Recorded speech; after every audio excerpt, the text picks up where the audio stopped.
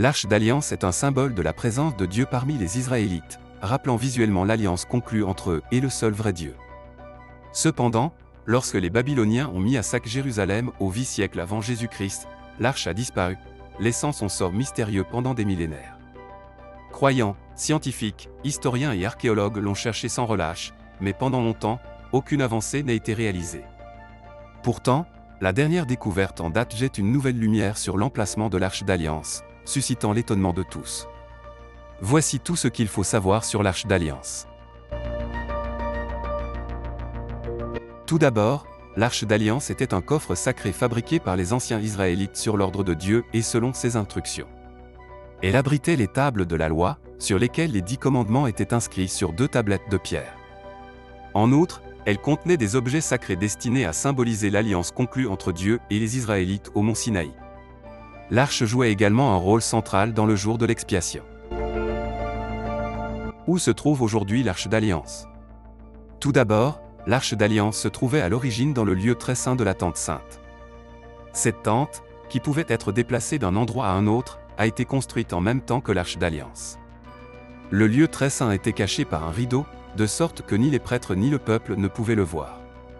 Seul le grand prêtre pouvait y entrer une fois par an, le jour de l'expiation, pour contempler l'arche d'alliance. Par la suite, l'arche d'alliance a été déplacée dans le lieu très saint du temple construit par Salomon.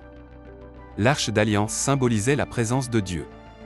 Par exemple, la nuée qui se manifestait au-dessus de l'arche d'alliance dans le lieu très saint et au-dessus du camp des Israélites était le signe que Jéhovah était présent et pourvoyait à leurs besoins. Dans le monde moderne, de nombreux scientifiques prétendent retrouver les dernières traces de l'arche d'alliance, à la recherche de cet objet sacré. Prenons par exemple la découverte de Ron Wyatt. Wyatt affirme avoir trouvé l'arche d'alliance et les 10 commandements enterrés sous les ruines de la vieille ville de Jérusalem. Selon Wyatt, après avoir fui l'Égypte et s'être installé en terre promise, l'arche d'alliance a été conservée dans le temple sacré, également connu sous le nom de temple de Salomon.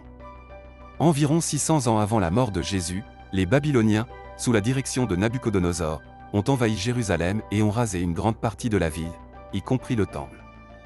C'est à cette époque que l'arche d'alliance a disparu des archives historiques. Lorsque les Babyloniens ont commencé leur assaut, ils ont érigé un énorme mur de siège autour de la ville, empêchant quiconque d'y entrer ou d'en sortir.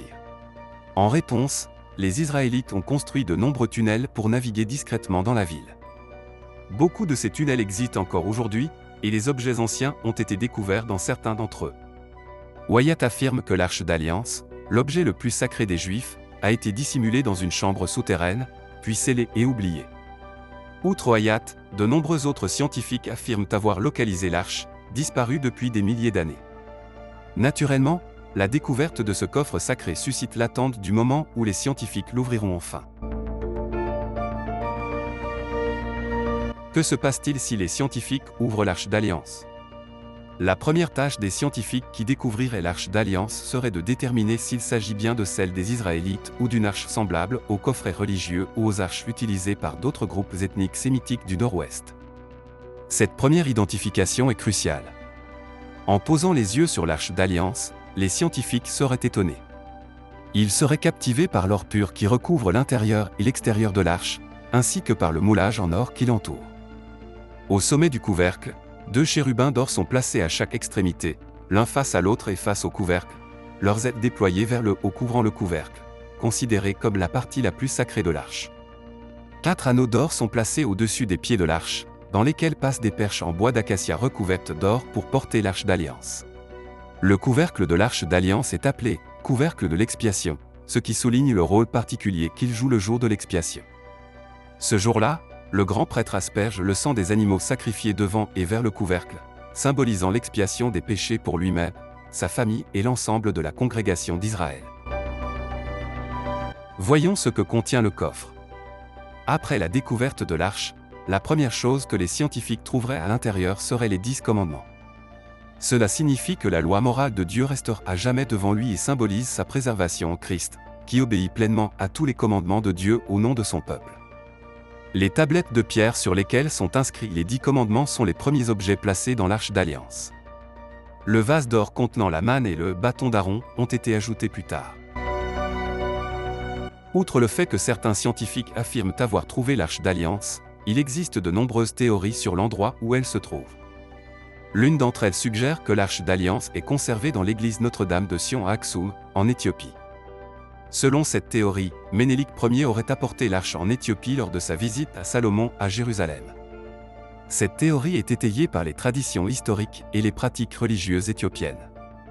Chaque église éthiopienne possède une réplique de l'arche, appelée Taba, et la lignée de l'empereur éthiopien remonte jusqu'à Salomon et Saba.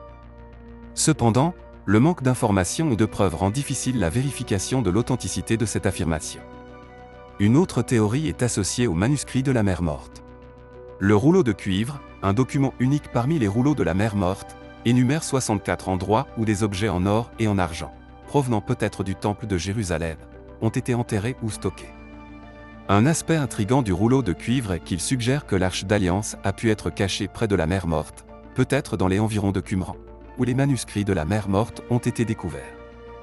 Le rouleau fait allusion à l'existence de l'arche mais ne fournit pas de coordonnées précises.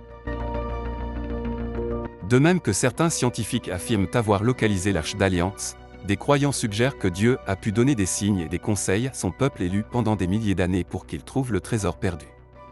Cependant, il n'est pas certain qu'il permette que l'existence de cette arche soit rendue publique. Comme Ron, plusieurs scientifiques sont convaincus d'avoir trouvé l'Arche d'Alliance. Pourtant, ils ont vécu une expérience étrange qui les a empêchés de prendre des photos ou des vidéos de l'arche.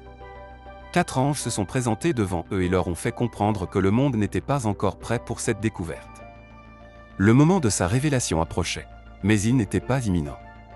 Lorsque le moment sera venu, il y aura une reconnaissance universelle de son importance. Cela indique que le moment de sa révélation est encore lointain. Alors, où croyez-vous que se trouve l'Arche d'Alliance? Sommes-nous sur le point de la découvrir? N'hésitez pas à nous faire part de vos réflexions et de vos opinions dans la section des commentaires.